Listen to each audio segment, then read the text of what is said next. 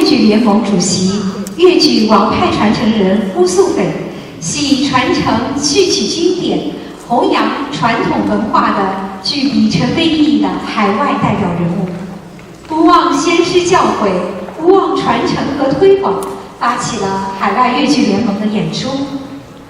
今天是一代宗师王文娟老师1周年的纪念日，仅以天上掉下个林妹妹缅怀宗师，让我们记住永远的林妹妹。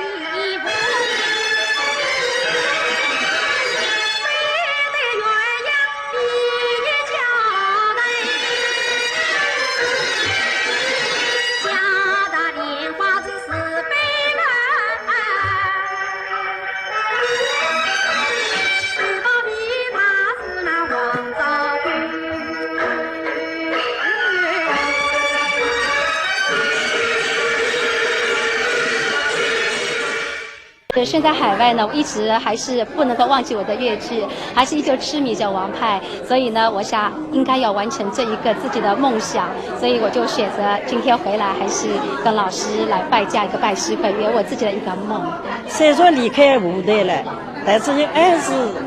在那里，经常演出、表演粤剧、宣传粤剧，